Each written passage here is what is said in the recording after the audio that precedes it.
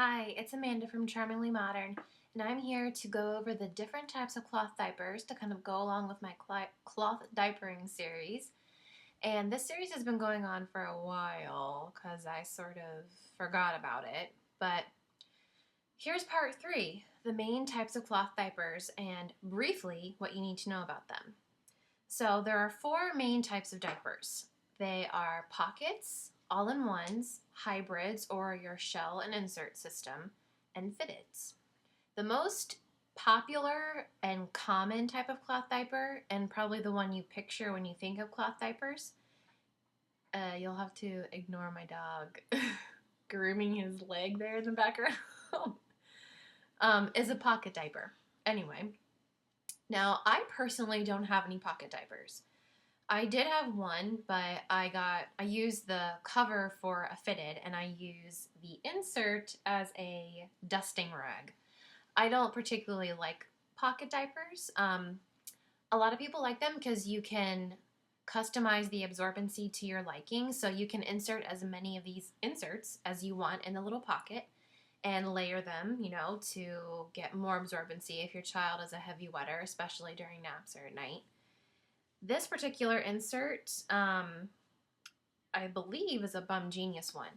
Those are microfiber, and 9 times out of 10, the inserts that you get with a pocket diaper are going to be microfiber. There's nothing wrong with that. It cannot go against your child's skin. It will zap all the moisture out of their skin. I don't know if you can hear this, but that's my fingers that are not really dry right now catching on the fabric because it's meant to pull moisture out. So definitely don't want that against your kid's skin. There are other types of inserts that you can get, other different materials like more natural fibers like bamboo, cotton, all that kind of stuff.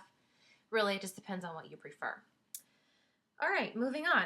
All-in-ones. That is the type that is my most favorite.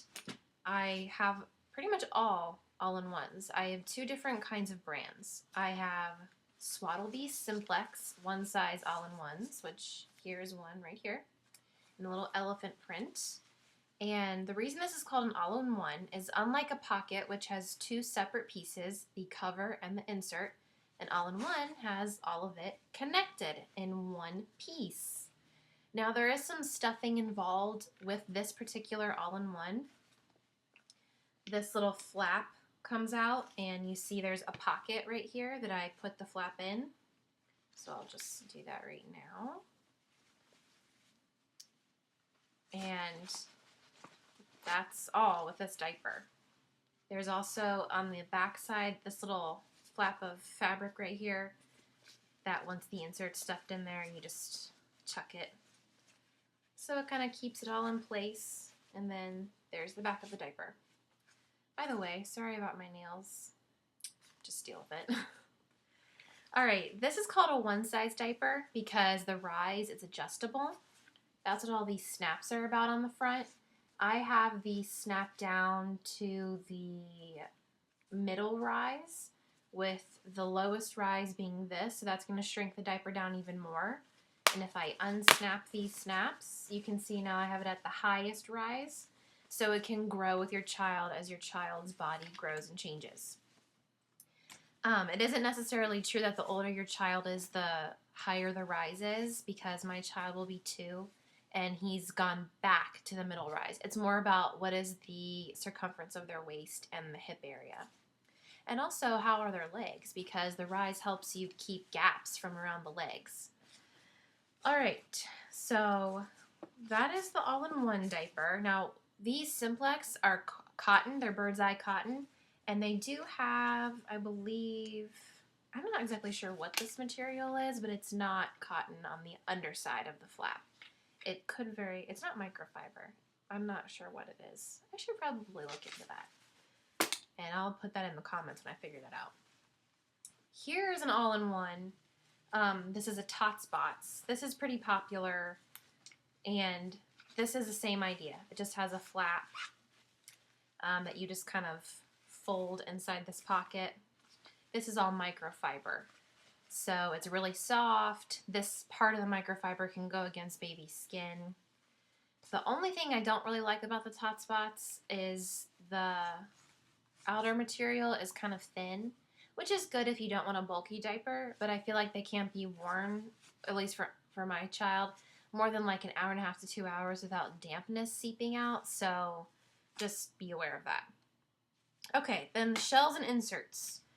I have moved away totally from shells and inserts. It used to be what I exclusively used. I have one cover left from my shell and insert days, and that is a Best Bottom cover, of course, in a fox fabric, which you might remember this from Ezra's 1 year post, because he did wear this when he ate his cake. The Best Bottom system has sized inserts, and they go by weight. So it's like small, medium, and large. And I liked them, but I found that they started bunching in the front area with my son the older that he got, and the same with the Grovia shell and insert system, which was the other hybrid system that I used and loved. Same thing though, scrunching of the insert in the front, and it resulted in a lot of leakage. So that was why we moved away from the shell and insert system. But that's out there. The advantage to shells and inserts is you need less shells for the number of inserts. So you could get away with like 4 shells, you know, and you would need maybe 25 inserts, something like that. You don't need to change the shell every diaper change. You just change it when it gets dirty, like wet or poop gets on it or something. All right, last diaper type, a fitted.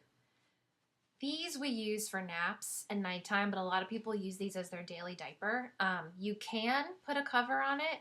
If you're using it during the day, chances are you're not going to need a cover on it because you're going to be changing them often enough that they're not going to get so soaked that the urine or whatever is going to seep to the outer layer of the diaper.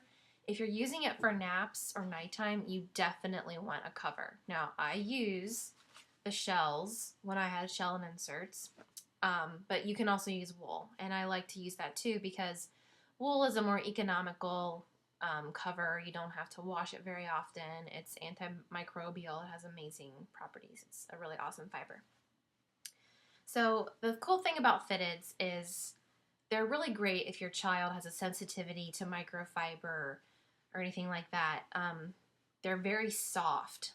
They're very bulky though, so you definitely want to keep that in mind. Your kid's probably going to have to go up a pant size if you're wearing fitteds under pants or whatever, like during the day.